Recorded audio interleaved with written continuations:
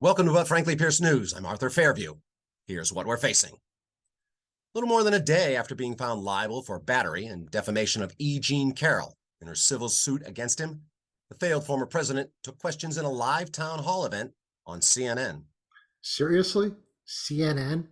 Was someone wearing bad idea jeans when they pitched that story? The news network, whose journalists were called the enemy of the people by the failed former president, is now facing criticism over giving the microphone to a misogynistic denier of truth in exchange for ratings. Do not let him speak. He will put a spell on us. Caitlin Collins fact-checked him throughout the 70-minute town hall. Over and over again, she told him that the election was not stolen. And then we had a rigged election. I'm sorry to say it. The election was not rigged, Mr. President. You can't keep saying that all night long. The election was not rigged. You cannot keep saying that all night long. And yet he did. Trump frequently ignored or spoke over Collins throughout the evening as he unleashed a fire hose of disinformation upon the country, which a sizable swath of the GOP continues to believe. Professional lie machine fired off falsehoods at a rapid clip while using his bluster to overwhelm Collins, stealing command of the stage at some points during the town hall. Clearly, this was not the way to go about this. I'm still trying to figure out why they would air this. Mark Lukasiewicz, Dean of Hofstra University's Lawrence Herbert School of Communication, as well as veteran journalist and former media executive, posted this on Twitter. The predictably disastrous CNN town hall was indeed disastrous, proving again live lying works. A friendly MAGA crowd consistently laughs, claps at Trump's punchlines, including RE sex assault and January 6th, and the moderator cannot begin to keep up with the AR-15 pace of lives. Nailed it. Couldn't have put it better myself. Oh, sure you could. Oh, you think? No, I was being nice. Thanks. Next, George Santos. Yeah, we know. Finally charged with fraud and money laundering.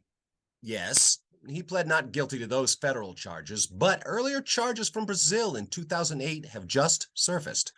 He was charged with using a fake name and a stolen checkbook to buy goods. This sounds familiar. Shocker.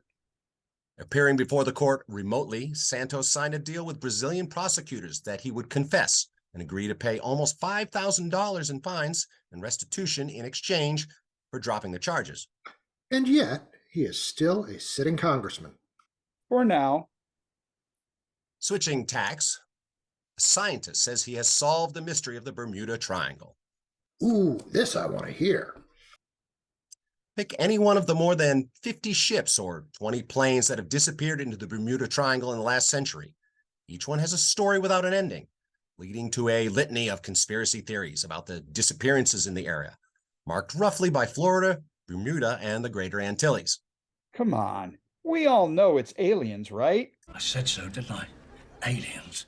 Well, Australian scientist Carl Kruszelnicki, along with the United States' own National Oceanic and Atmospheric Association, or NOAA, don't subscribe to the Bermuda Triangle's supernatural's reputation. Both have been saying for years that there's really no Bermuda Triangle mystery. In fact, the loss and disappearance of ships and planes is a mere fact of probabilities. Probabilities? Sounds like stats. I hate stats. A lot. NOAA has stated there is no evidence that mysterious disappearances occur with any greater frequency in the Bermuda Triangle than in any other large, well-traveled area of the ocean. Since 2017, Kruszelnicki has been saying the same thing. He argues that the sheer volume of traffic, in a tricky area to navigate no less, shows the number of ships and planes that go missing in the Bermuda Triangle is the same as anywhere in the world on a percentage basis. Both Lloyd's of London and the U.S. Coast Guard support this idea. In fact, Lloyd's of London has this same theory since the 1970s. But what about Flight 19? Right, those 5 Navy bombers? Right, that's what I'm talking about. Yes, even with those high-profile disappearances, such as Flight 19, a group of 5 U.S. Navy TBM Avenger torpedo bombers lost in 1945, pushing the theory into popular culture. Kruszelnicki points out that every instance contains a degree of poor weather or likely human error, or both, as in the case of Flight 19, as the true culprit. That, my friends, is Podsnappery. And now, And now for something completely different. last Saturday, a white supremacist group called Patriot Front held a march on the Mall in Washington, D.C. A lone bicyclist went viral when he refused to just stand idly by. He's a bicyclist. They don't stand or idle. The man, identified as Joe Flood, was recorded on video, taunting and poking fun at the group. Take a look. No one likes you. Memory of America to continue. Your mom hates you. No history to fight for. You were the losers of your high school class.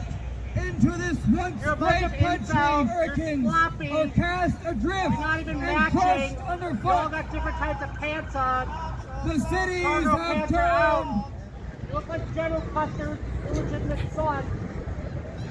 In an interview, Mr. Flood expressed that he felt that it was his duty to say something in the face of such extremist views. I've said it before and I'll say it again. Don't mess with a cyclist. And finally, we explore the world of the unlikely and bizarre with The deuce, you say? a woman who went missing in the Australian wilderness after making a wrong turn, survived for 5 days on wine and candy. Excellent. Pandemic skills with a proven positive outcome. After 5 days, police finally spotted her by helicopter, standing on a dirt road and waving her arms, about 37 miles away from the nearest town.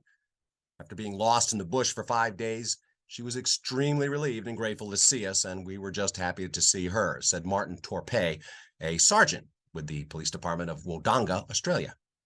Sounds like a Hallmark Christmas movie. In Colorado, a driver who was pulled over for speeding tried to switch places with his dog to avoid arrest. Uh-oh. A police officer watched him maneuvering inside the car before he got out on the passenger side on Saturday night. The man said he was not behind the wheel and clearly showed signs of being drunk. He ran from the officer when asked about how much he had to drink and was caught within 20 yards.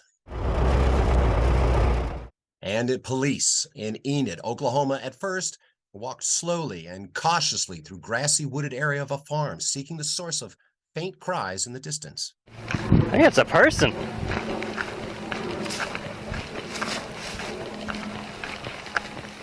That's a person. The distressing noise that sounded like human cries for help escalated as officers David Sneed and Neil Story began running to help who they thought was perhaps a person trapped under farm equipment.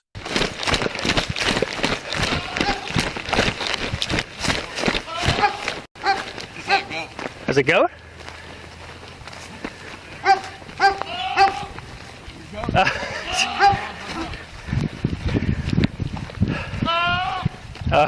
It is.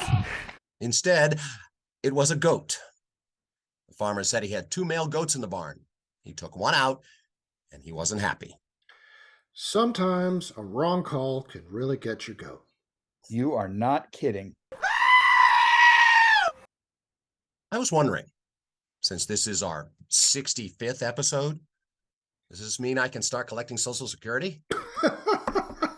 Are you admitting your age? Or are you looking to retire? No. It's been 861 days since the January 6th attack on the Capitol and our democracy, and the failed former president has still not been indicted or charged with anything related to the insurrection. Watch this space. This has been But Frankly Pierce News. Thanks for watching. I'm Arthur Fairview. So if they ask you when I'm gone, was it everything he wanted? When he had to travel on, did he know he'd be missed? You can tell him this.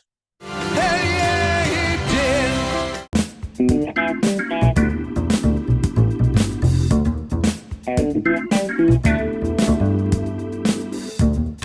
did.